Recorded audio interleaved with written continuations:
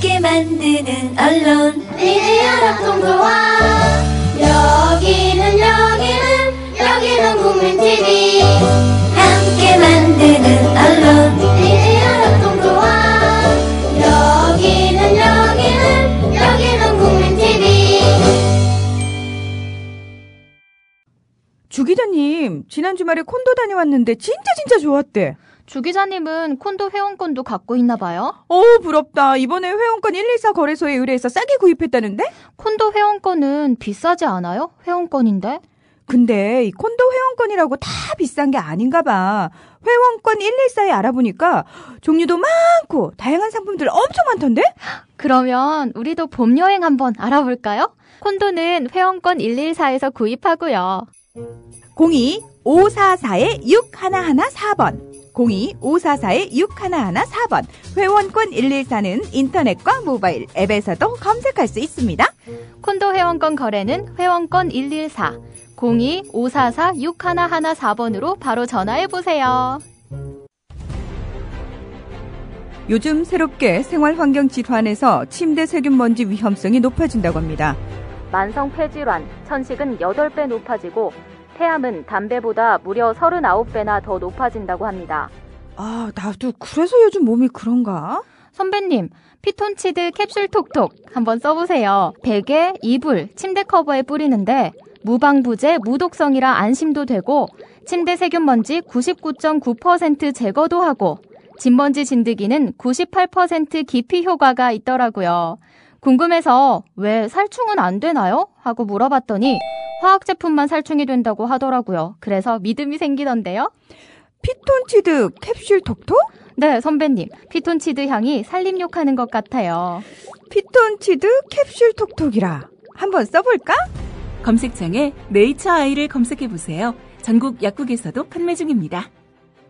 조간 브리핑 순서입니다. 조상훈 기자 나와 있습니다. 안녕하십니까? 예, 안녕하십니까? 네, 근데 오늘 조간 브리핑을 하기 위해서 검색을 해보니까 4시 정도에 조선하고 중앙은 안 올라와 있더라고요. 그건 모르겠습니다. 늦게까지 신문을 만들었고 뭔가 특종을 감춰야 되는 기사가 있었는지 모르겠지만요. 조선일보나 중앙이 안 올라오고 다른 거는 올라왔어요. 마감 시간이 좀 늦고요. 네. 새벽까지 신문을 더 만드는 시간이 깁니다. 그래서 그런지 모르겠고요. 네. 예. 4시에 저는 5시에 일어나기 때문에 신문이 올라왔는지 안 올라왔는지 4시에 체크하지는 않습니다. 예. 아니 저는 어제 좀 일찍 자서 일찍 검색을 좀 하려고 그랬더니 2개가 안 올라왔더라고요. 네. 어떤 소식인가요? 국감이 있지만은 한겨레 일면에 있는 국감 관련 기사는 아닌 것 같지만요. 네. 그래도 이 국감 시즌이기 때문에 아마 정치인들, 특히 국회의원들이 많은 자료를 입수하지 않습니까? 네. 국감과 아주 무관하지는 않다고 보여집니다. 한겨레 일면에 나는 기사부터 소개해드리겠습니다. 정부가 문학 창작 심사에도 개입을 하고 있다. 그래서 문학계에서는 이거 유신 검열이 되살아나는 것 아니냐 이런 비판이 제기되고 있다고 합니다. 네. 문화체육관광부 산하에 한국문화예술위원회라고 있습니다. 줄여서는 네. 예술이라고 부르고요. 네. 이게 이제 영어 약칭을 따면은 아르코라고 불린답니다. 네. 아르코요. 이 예술위원회가 올해 문학 장르별 우수 작품에 지원하는 이 아르코 문학 창작 기금 선정 작업을 펼쳤는데요. 네. 특정 작가들의 배제를 요구했고요.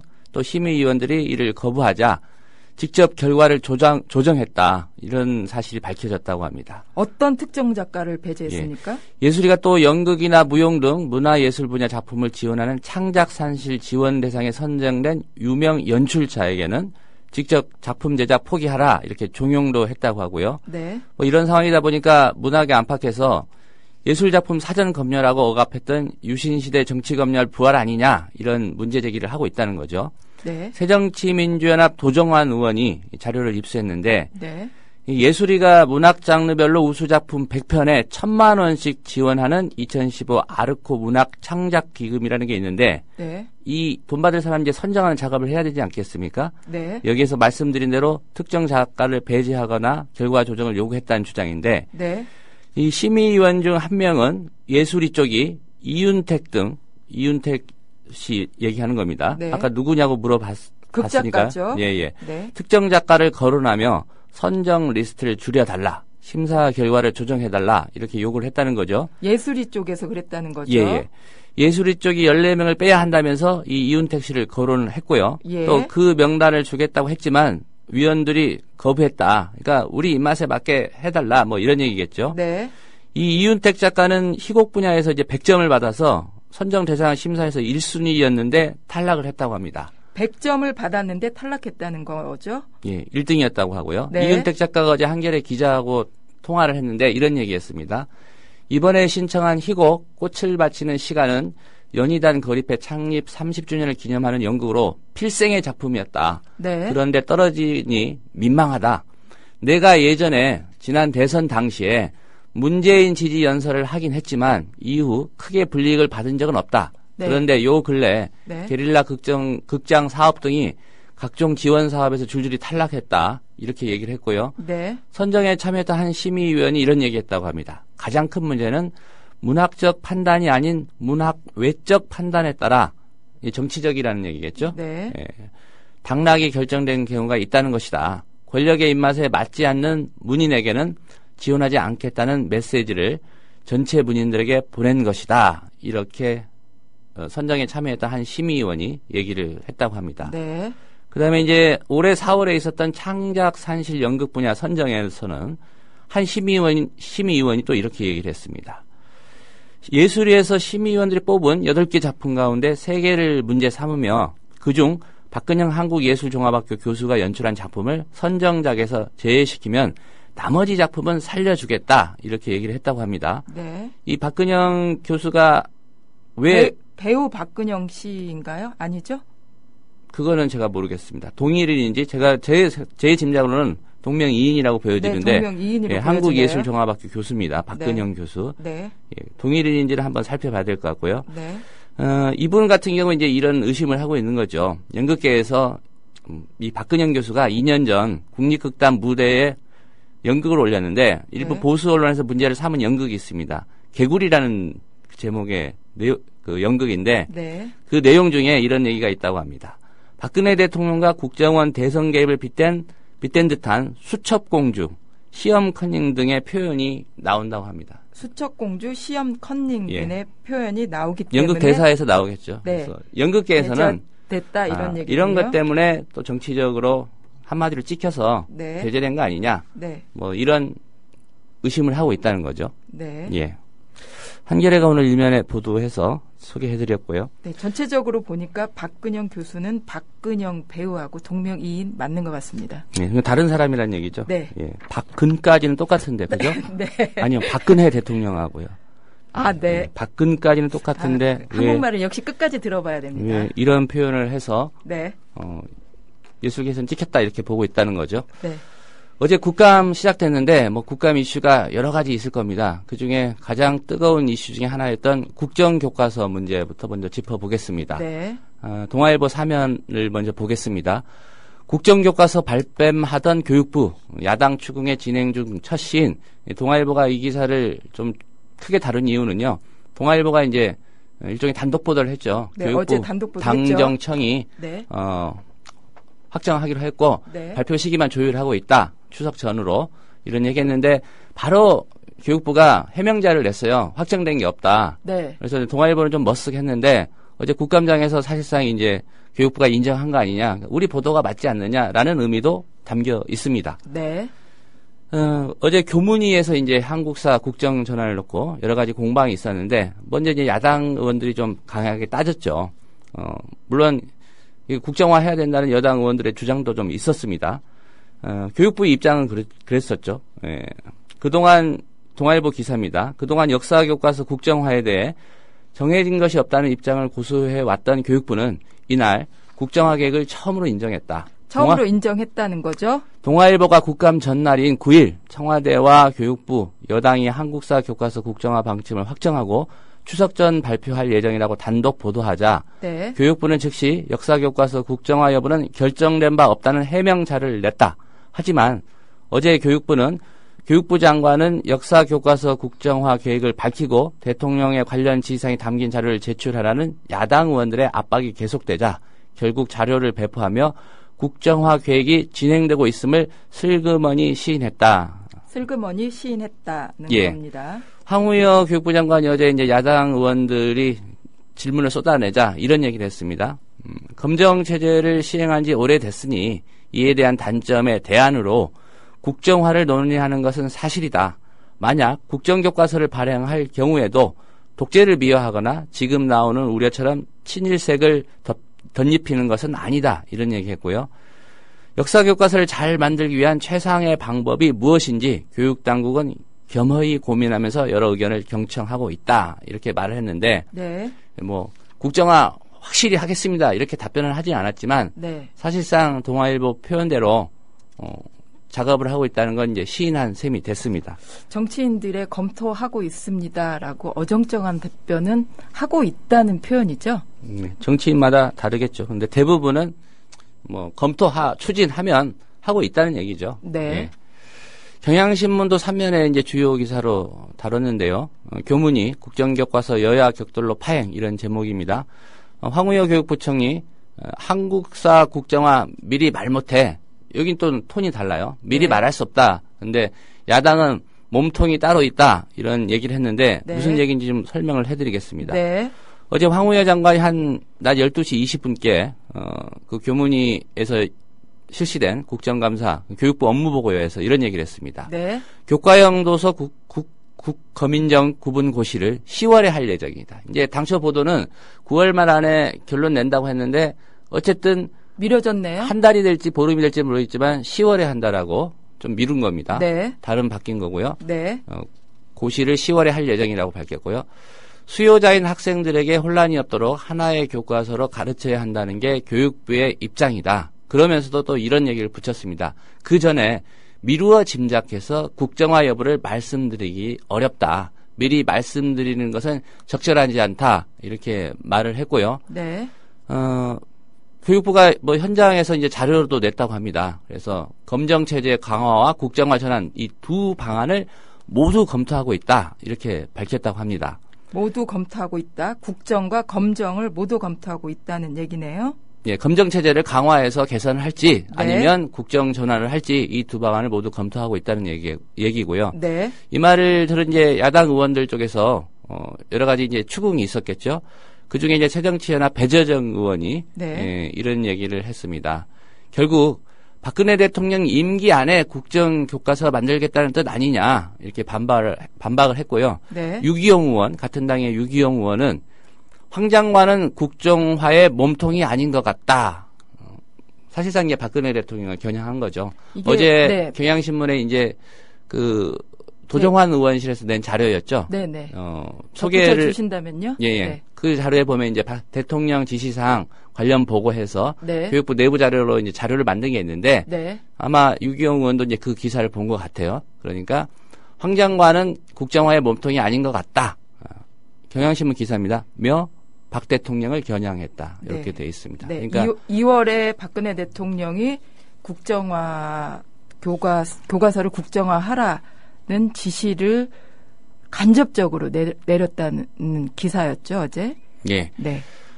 한겨레 신문도 뭐 이 문제 여러 면에서 좀 다루고 있는데요. 네. 뭐 다른 사람들의 얘기는 좀 나왔습니다. 그 중에 이제 소개해드리지 못한 네. 김학용 새누리당 의원 같은 경우에 어차피 국정이냐 검인정이냐는 중요한 이슈이기 때문에 국감 질의를 통해 충분히 다뤄주자. 그러니까 짚고 넘어가자. 새누리당 의원이지만 이제 이 점을 분명히 했고요. 정의당의 정진 의원 같은 경우 이런 얘기했습니다. 국감에서 우리 교육이 역사를 후퇴시키려 하는 행위에 대한 문제점을 지적하고 확인하는 것 이상으로 어떤 현안이 더 중요할 수 있겠습니까? 그러니까 네. 정부 입장에서 이 문제 좀 피해 가려고 했던 건데 네. 피한다고 피할 문제는 아닌 것 같고요. 네. 예, 정의당의 정진 의원이 그 부분을 좀 지적한 것 같습니다. 이런 얘기도 했습니다. 정진 의원 얘기인데요. 교육부는 2013년 10월에 조사해서 2014년 4월에 발표한 여론조사를 근거로 국정화 지지율이 더 높다고 하는데 이것은 한국사 검정교과서 8종에 대한 사회적 논란이 있었습니다. 이런 전제를 제시하고요.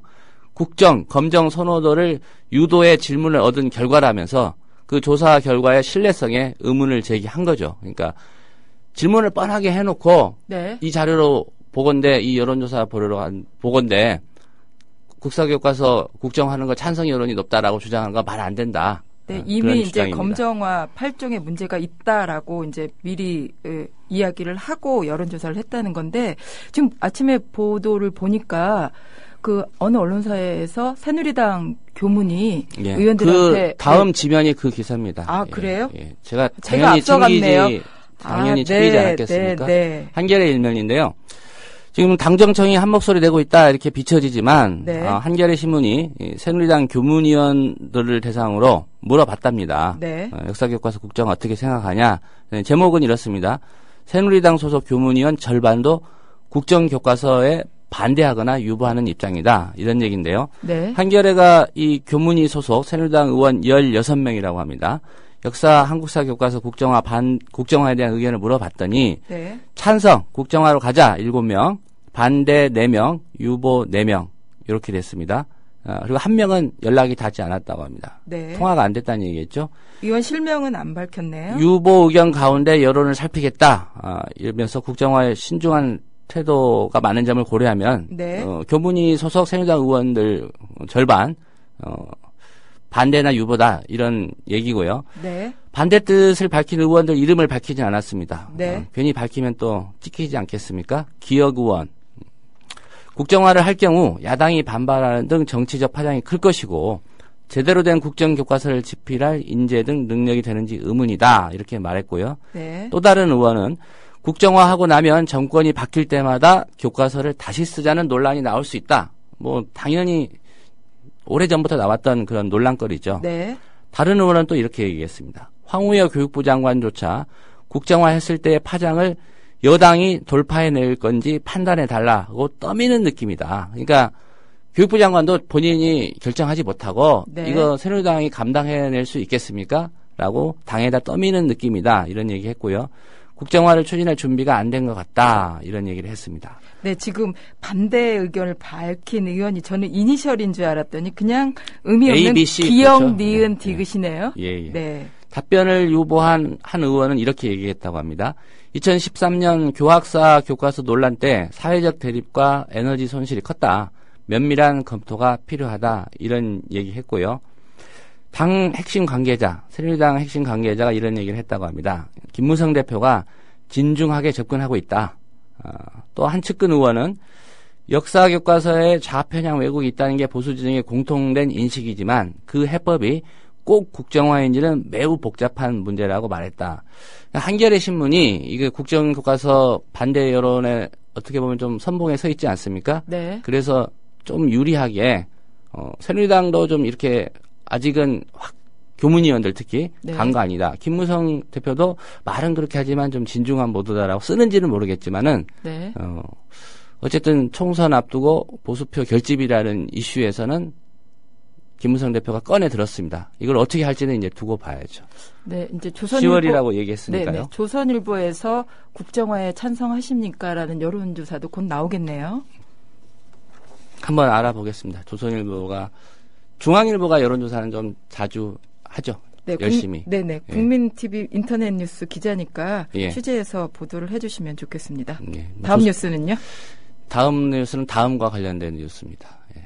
여당에서는 다음인가요? 다음 예, 뉴스. 네. 포털, 네이버, 다음 쪽에 뭐 대표가 증인으로 나온다, 아니다, 뭐 얘기가 있었습니다. 근데 네, 대표 요청을 했었죠. 네이버 네. 다음. 협상했습니다. 결국은 여야가 협상했는데 네이버 다음 쪽에서는 이사급이 나오기로 했고요. 야당에서는 그러면 이 포털의 이사들 증인으로 나오는 대신에 뭘 받아냈느냐? 롯데그룹 신동빈 회장 증인으로 나오기로 확정됐다고 합니다. 이거 받아냈다고 봐야죠. 네. 경향신문 제목입니다. 언제 나옵니까? 증인 출석 막교환이라고 네네. 되어 있고요. 네. 일단 정무위 국감에서는 이제 신동빈 롯데그룹 회장 증인 채택 문제 가지고 어제 좀 실랑이가 있었고요. 네. 결국은 정무위가 아시겠지만 공정거래위원회를 관할합니다. 총리실도 관할하고요. 네. 17일 날 공정거래위원회 국감을 하는데 네. 이때 신동빈 회장을 출석시키기로 했고 롯데 측에서 신동빈 회장 17일 출석할 예정이고 국회와 국민들의 우려를 해소하기 위해서 성실하게 준비해서 임하겠다 이런 얘기 했습니다. 네. 신동빈 회장은 적극적으로 나가서 국민들께 소상히 밝히겠다 이렇게 얘기했죠. 예. 롯데 이미지 제고도 좀 해야 되고요. 네. 워낙 기사들을 많이 써서 뭐 사과 광고도 하고 했습니다만은 뭐 롯데호텔 이제 또 상장한다고 하지 않습니까? 연말에. 그러니까 롯데는 이제 이미지 쇄신도 필요하고 하기 때문에 네. 이거 국감 못 나간다, 해외 출장 일정이 있다 이렇게 하지는 않을 것 같고요. 네. 약속한 대로 17일 나올 것 같습니다. 네. 말씀드린 대로 이건 야당이 요구해서 이제 여당이 좀 받아들여 준 거고요. 네. 지금 이제 새누리당에서 연일 포털의 공정성 문제 제기하지 않습니까? 네. 그래서 이 부분은 이제 야당이 그 포털의 대표들은 말고 이사급들 부르자 여당이 요구하니까 그러면 그 정도는 받아주겠다고 해서요. 네.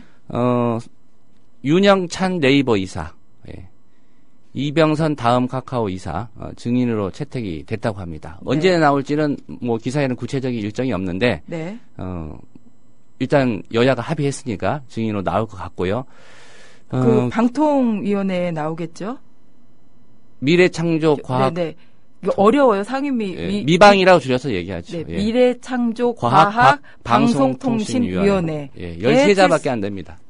13자. 미방이라고 줄이시면 되는데 네, 머리가 좋은 조 기자는 금방 외우는데 저는 조금 어렵네요. 조선일보 사면 보면요. 네. 뭐 공감하시는 분도 있고 조선일보 뭐 다른 중앙일보도 마찬가지입니다. 기업인 감싸기 아니냐 이렇게 비판하실 수도 있는데 네. 이런 제목입니다. 기업 국감인가 여야 기업인 무더기로 불러. 그러니까 국감이라는 게 이제 공공기관이나 정부 예산 쓰는 데를 주로 살피면 된다고 봐요. 저도 네. 개인적으로는. 네. 근데 국정감사 때마다 뭐 재벌 총수를 부르네 마네 기업의 누구를 부르네 마네 이런 얘기들이 많지 않습니까? 왜 그럴까요? 예. 그러니까 이제 글쎄요. 정치권에서 뭐 갑질하는 건지는 모르겠습니다. 그러니까 재계에서는 이런 볼멘 소리가 나올 만도 하다고 봅니다. 저는. 네. 국정감사가 아니라 이거 기업인 감사를 하는 거 아니냐. 내년 총선 앞두고 마지막으로 열리는 이번 국감에서 의원들이 한마디로 업적 쌓기를 위해서 기업인 때리기에 골몰하고 있다.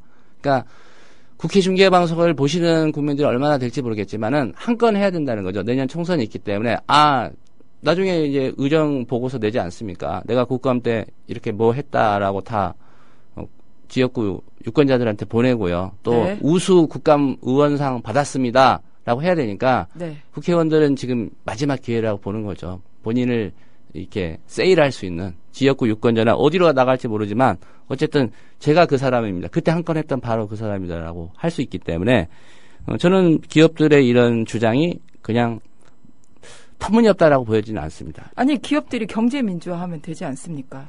그러니까 초점은 그렇지 뭐냐면 않고 경제 민주화를 하고 안 하고의 문제가 아니라요. 정치적으로 예. 관련을 자꾸 눈독을 들이고 하니까 국민들이 궁금해하니까 국회의원들이 국민의 대표기관이 국회에서 부르는데 예. 그거는 당연한 거 아닙니까? 와서 그러니까 이야기하는 저는 게. 제 얘기는 기업인을 불러서 국정감사에 초점을 맞추느니 정부 예산 쓰는 공공기관이나 정부 기관 권력을 더 감시해야죠. 물론 재벌이나 돈도 권력입니다. 근데 국정감사라는 말의 본뜻에 부합하는 것은 권력기관이나 국가 예산 쓰는 공공기관을 철저하게 감사하는데 포커싱이 맞춰져야 된다는 얘기입니다. 그러니까 동시에 해야죠. 동시에. 이번에 뭐 700개가 넘는다고 그래요. 피감기관이. 20며칠 700개 어떻게 합니까? 제가 그러니까 보기에는 국정감사 그래서 이제 상설화 얘기가 나오는 거죠. 예. 어쨌든 기업인들 입장에서는 그런 얘기 할 만하다는 거고요. 네. 제 판단은 그렇습니다. 또 국민일보 전 노조위원장께서 상당히 그거와 이거는 네. 상관이 없습니다. 없습니까?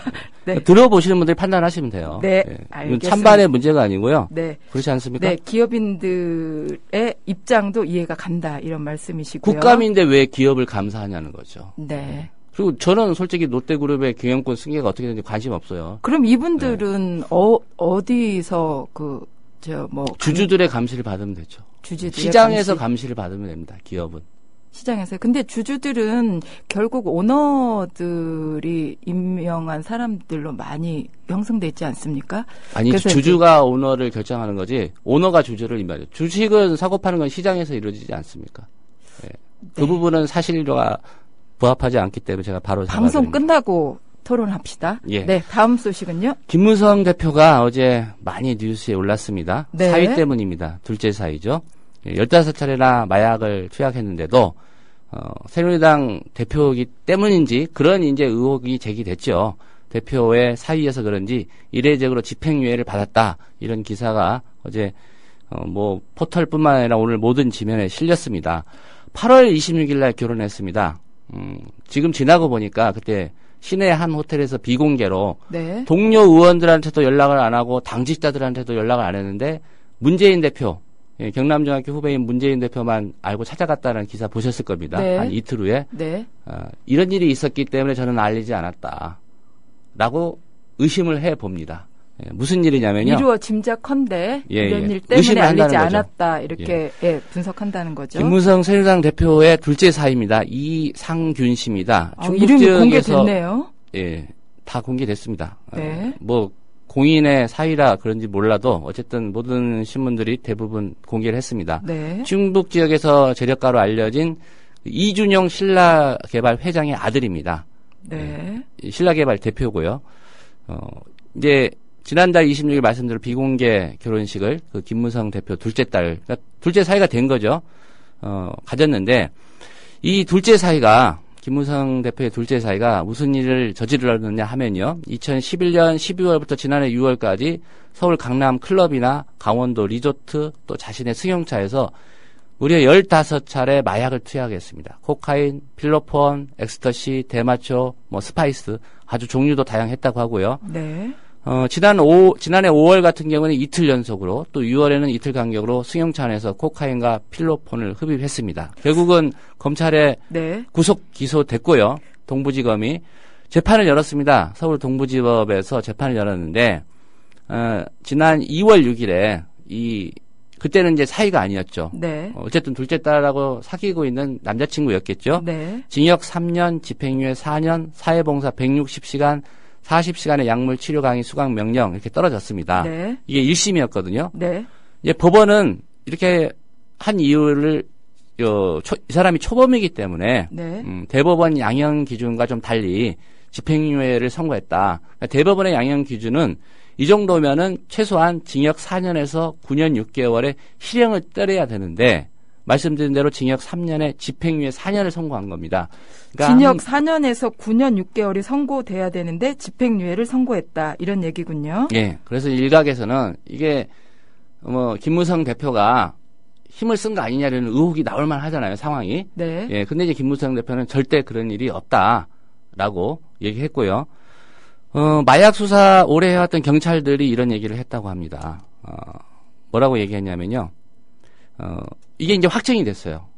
그 전에 경찰들 입장 말씀드린 그럼 항소 안 했습니까? 피고인도 항소 안 했고요. 실형을 받아야 되는데 집행유예 했으니까 항소할 이유가 없죠. 아니 검찰에서요. 검찰에서 안 했습니다. 안 예, 했습니까? 검찰도 안 하고 피고인도 안 해서. 피고인은 당연히 안 하고 예. 검찰에서 안 했다는 게 조금 의아해요. 예. 그래서 이 1심 판결이 그대로 확정이 된 겁니다. 네. 예, 확정이 되다 보니까 이제 여러 가지 논란이 있는 거죠. 그러니까 아마 시민들은 이런 의심할 거예요. 아이, 나 같으면 그런 경우라면 알고 있었다면 제가 김무성 대표라면 제가 그렇게 하겠다는 얘기는 아니고요. 의심입니다. 딸이 없어서 그런 가정도 아니, 안 되죠. 우리 딸이 있습니다. 딸이 있습니까? 예. 우리 아빠 내가 사귀는 그 누구누구가 이런 상황이야. 어떻게 했으면 좋겠어.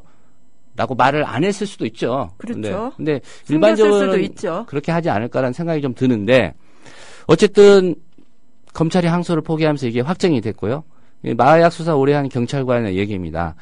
양형은 판사가 정하는 것이지만 15차례나 지속적으로 투약을 했다면 일반적으로 실형이 나올 수 있는 죄질이다. 초범이라고 하더라도 실형을 사는 마약사범 많다. 그리고 15차례라는 거 이거 너무 심한 거 아니냐.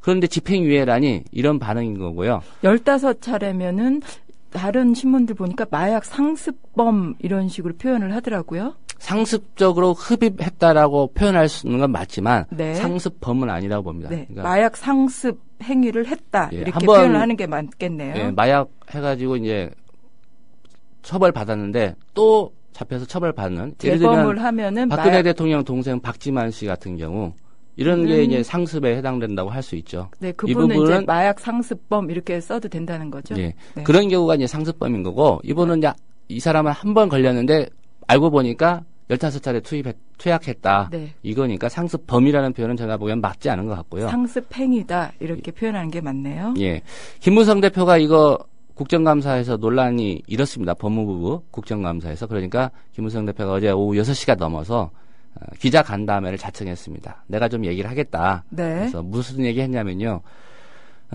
사이 될 사람이었겠죠.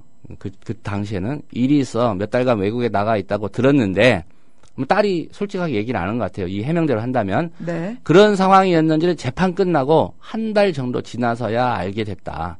이 구속된 상황을 아마 둘째 딸이 그렇게 얘기한 것 같습니다. 일이 있어서 외국에 나가 있다고. 구속 기소됐었으니까요.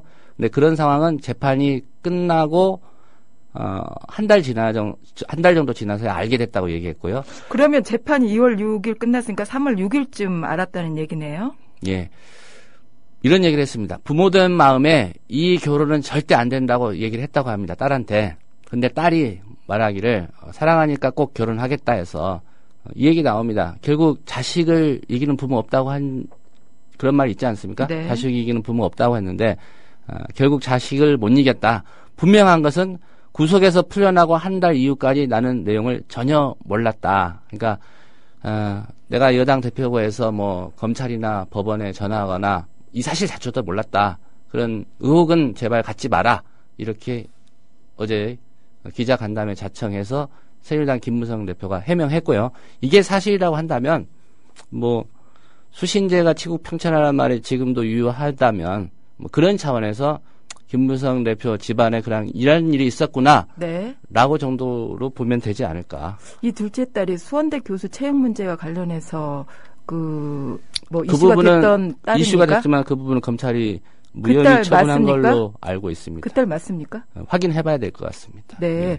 근데 이제 어제 그 많은 종편에서 김무성 대표 기자회견 그 상황을 속보로 전했는데 그 속보의 자막이 상당히 좀 흥미로웠는데 32년 동안 한 번도 속 썩인 적 없어. 이렇게 빨간 헤드라인으로 썼어요. 그게 속보로 떴다고 그래요. 그러니까 김무성 대표가 상당히 그 중요한 인물인 거는 맞는 것 같습니다. 상당히가 아니라 지금 차기 대권주자 지지도 네. 1위이지 않습니까? 그러면 네. 박근혜 대통령하고 거의 비슷하게 중요하다고 봐야죠. 네. 예. 다음 소식은요? 야당 얘기하겠습니다. 예. 야당 중진들이 재신임 카드 꺼낸 문재인 대표를 일제히 비판하고 나왔었습니다. 결국은 정면 돌파인데 야당의 갈등은 더 커지는 것 같다는 게 거의 모든 신문이 보도하고 있는 시각입니다. 네. 어제 이제 여러 사람들이 얘기했는데 이른바 중진이라고 할 수 있는 사람들의 그 워딩 무슨 말 했나 간단히 짚어드리겠습니다. 조선일보 6면에 정리가 되어 있는데요. 정세균 전 대표 같은 경우 이런 얘기했습니다. 국민과 당원 기대에 담지 못했다. 참을 만큼 참았다. 그래도 정세균 대표는 문재인 대표 좀 지지해주는 쪽이다. 이렇게 분류됐었거든요. 네. 참을 만큼 참았다. 이런 워딩을 했고요. 네. 김한길 대표는 절망이 기교를 낳고 절망이 기교를 낳고 기교 때문에 또 절망한다. 무슨 얘기인지 설명드려야 될까요? 기교. 소설가 출신 네. 정치인이라서 네, 상당히 은유적입니다. 그러니까 당 상황이 절망적인데 기교를 낳고 기교. 문재인 대표의 재신임 카드 아니겠습니까? 이걸 기교라고 표현한 거고요. 네. 그 재신임 카드 기교 때문에 또 당은 절망한다. 뭐 그런 얘기죠. 절망이 기교를 낳고 기교 때문에 또 절망한다. 김한길 대표는 페이스북에다 그렇게 썼다고 합니다. 네. 박지원 전 원내대표가 이제 첫날은 반응이 좀 다른 사람들과 달라서 이거 목미 이런 반응이 있었습니다. 어제 충정을 이해한다 예, 이렇게 근데 이제 워딩을 했죠. 하루 만에 바꿨습니다. 예, 좀 생각이 짧았다고 본인이 판단했는지 여론이 그게 아닌데라고 판단했는지 모르겠습니다만은 어제는 뭐라고 했냐면요. 재신임 카드는 또 한 번의 분당의 길에 촉매제를 준 것이다. 이렇게 얘기했고요. 근데 아니 박지원 의원을 뭐 우연히 제가 인터뷰하는 거를 들었는데 뭐 바뀐 거 아닙니까? 이렇게 인터뷰를 그 사회자가 얘기를 하니까 예. 충정을 이해한다는 거는 변함이 없다. 예. 그러나 재신임 문제는 의원총회에서 결정을 해야 된다. 재신임 부분에 대해서는 나는 정확하게 예나 지금이나 변함이 없다. 이런 그 이야기 인터뷰를 하더라고요. 예. 의원총회에서 결정하자는 뭐 의견도 있는 모양인데요. 네. 전당대회에서 하자는 이 주장이 많죠. 전당대회에서 뽑힌 당대표니까 아니 재신임을 의원총회에서 묻는 게 아니라 예. 재신임 방법. 의원총회에서 투표 물어야 방법 된다. 말씀인 거죠? 네네. 예. 이거를 박지원 의원이 주장을 하더라고요. 그러니까 이제 비주류 쪽의 주 의견은 네. 저 재신임 그거 물으려면 조기 전당대회 열자는 얘기 아닙니까? 그러니까 그렇죠. 그 부분에서 또 박지원 의원은 의견이 갈린지는 모르겠습니다. 네. 그리고 안철수 의원은 이런 얘기했습니다. 대표의 미래를 걱정할 때가 아니라 당의 미래를 걱정해야 된다. 그러니까 문재인 대표 당신의 개인의 미래 걱정하지 말고 우리 당의 미래를 걱정해야 된다. 이런 주문을 했고요. 네. 동아일보도 8면에서 비교적 큰 단수로 다루고 있는데 비노 측에서는 말씀드린 대로 조기에 전당대 다시 열자 이렇게 주장하고 있고요. 여기에 대해서 문재인 대표나 친노 쪽에서는 제밥에만 관심 있는 극소수 의견이다. 결국은 중앙위원회도 표대결로 갈 것 같은데 네. 어제도 짚어드렸지만 탈당하고 분당하자는 얘기 그렇게 많은 건지 한번 투표해서 표결해서 까보자 뭐 그런 얘기입니다. 네. 예. 까보자라는 방송 용어는 아닌 것 같습니다. 까보자가 왜 안 됩니까? 투표함을 까보자, 열어보자. 열어보자 이렇게 순화해서 저는 표현을 동의하지 해야죠. 않습니다. 까보자는 순수한 우리말이고요. 네. 적절한 말은 아니라는 지적에는 제가 동의하지 동의하지 않습니다. 않습니까? 예. 네. 넘어가죠. 한겨레도 오면에 그렇게 다뤘습니다. 내홍 치닫는 새정치, 비주류, 조기 전대 열자, 주류 문 흔들기. 다른 분들의 워딩은 소개해드렸으니까 빠진 한겨레요. 부분, 예, 네. 빠진 부분. 전병헌 최고위원은 이제 주류 쪽으로 분류가 됩니다. 조기 전대로는 현재의 갈등과 분열의 상처를 더 깊고 크게 하자는 것이다. 그러니까 비주류의 조기 전대론에 반대한다는 입장이고요. 네. 노영민 의원도 이제 주류 쪽 인사인데 조기 전대 요구는 제밥에만 관심 있는 극소수 의견이다. 노영민 의원의 워딩이 아까 다른 신문의 제목으로 뽑혔던 거고요. 문재인 대표 비서실장 출신이죠. 노영민 의원은. 비주류로 분류되는 이종걸 원내대표 같은 경우에 조기 전대 통한 재신임이 천정배 의원까지 하나의 라운드로 묶어 정리 가능한 효과적 방법이다. 이런 얘기했고요. 네.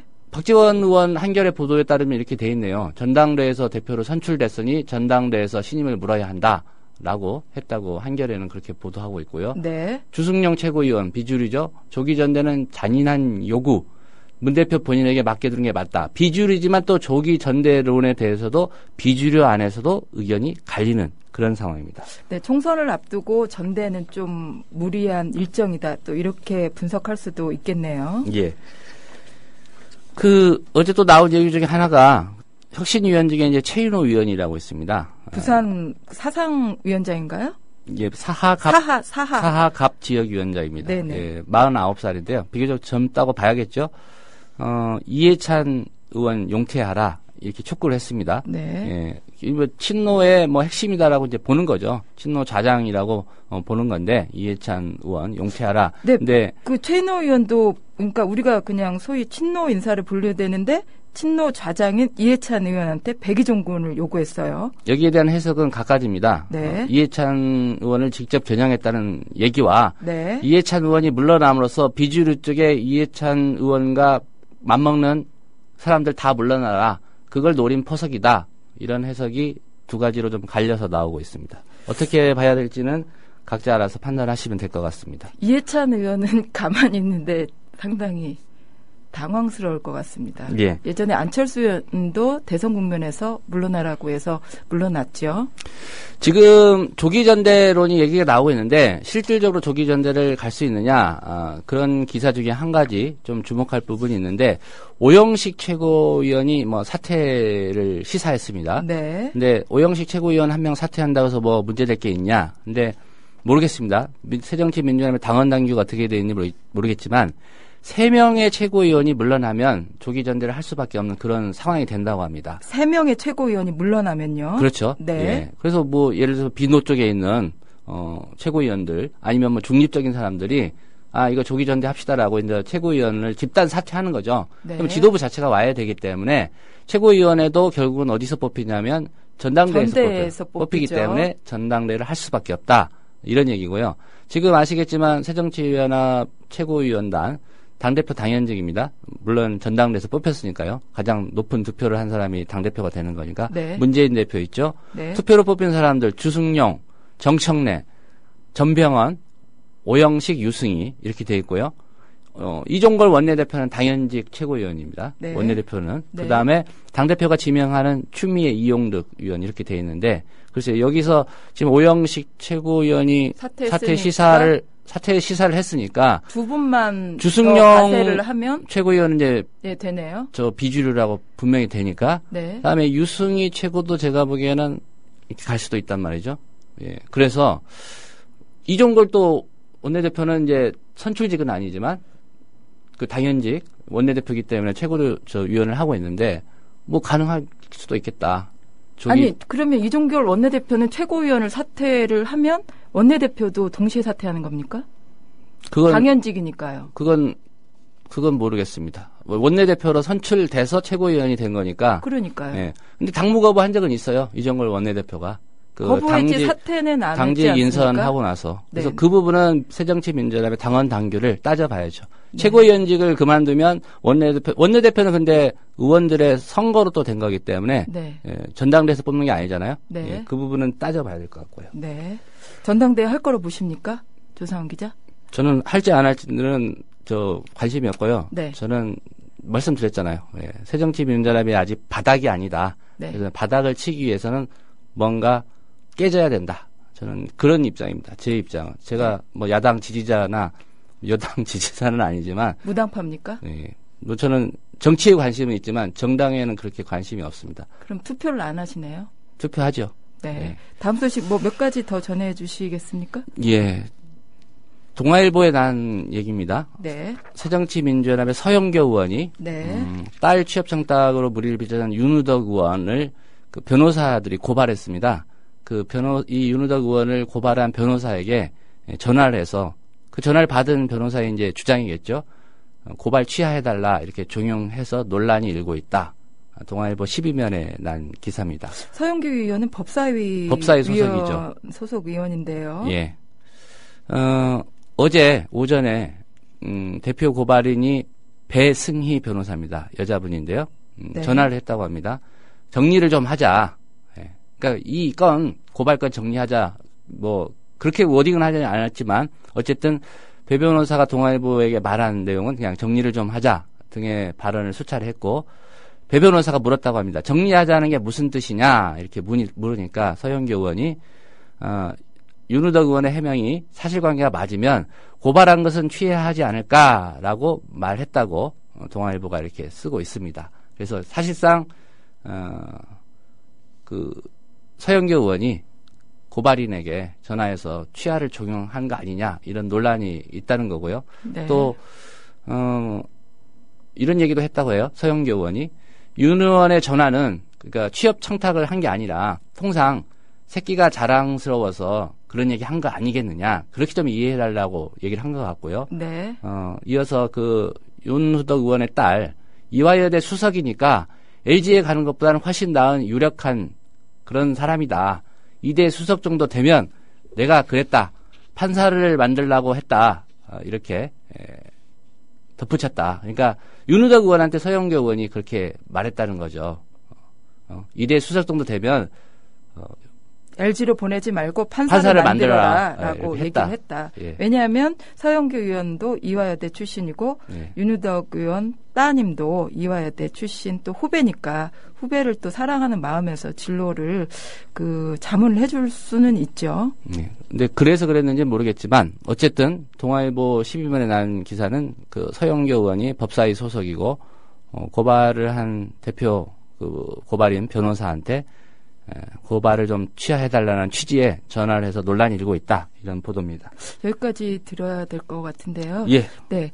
오늘 이제 조간브리핑 마지막 시간인데 짧게 소회를 드릴까요? 저는 살면서 소회 같은 거 별로 느끼지 않습니다. 그냥 하던 일을 하는 데까지 하고요. 예. 마무리하면 또 마무리하는 거고 그렇지 특별한 감회는 없습니다. 그럼 새벽 출근은 이제 안 하시는 거죠? 예. 어차피 일찍 옵니다. 예. 조간브릭 때문에 일찍 오는 게 아니고요. 다른 일 때문에 일찍 오니까, 예. 그 부분은. 출근은 여전히 7시로 제 하시는 출근이 거네요? 청취자 여러분들의 관심사는 아닐 것 같고요. 네. 어쨌든, 들쑥날쑥했습니다. 조간브리핑을 할 때도 있었고, 안 할 때도 있었고, 또 하라고 해서 한 적도 있었고, 어쨌든, 그동안 함께 해주신 청취자 여러분께 감사드리고요. 그냥 당부드리고 싶은 말씀은, 내가 보고 싶은 뉴스만 보지 마시고 이쪽 저쪽의 주장을 들어본 다음에 판단을 하시는 게 좋다. 보기 싫은 뉴스 안 본다고 세상이 바뀌지는 않습니다. 네. 보기 좋은 뉴스만 본다고 세상이 바뀌지는 않습니다. 결국은 양쪽의 얘기를 다 들어보고 같이 중립적인 그런 위치에서 여러분들이 내 생각을 정리해 나가는 그런 안목을 길러봐 주시기를 마지막으로 제가 감히 당부를 드리겠습니다. 네, 그래서 새는 좌우로 난다고 그러죠. 어쨌든 아침 일찍 새벽부터 나오셔서 조간 브리핑 한 15일 정도 같이 했는데요. 예, 감사드립니다. 국민라디오 팟캐스트 응원하는 가장 쉬운 방법 아시나요? 다운로드하기, 별점 주기, 댓글 달기, 구독하기. 국민라디오 팟캐스트 널리 알리는 가장 쉬운 방법. 다운로드하기, 별점 주기, 댓글 달기, 구독하기. 기억하세요. 다운로드하기, 별점 주기, 댓글 달기, 구독하기.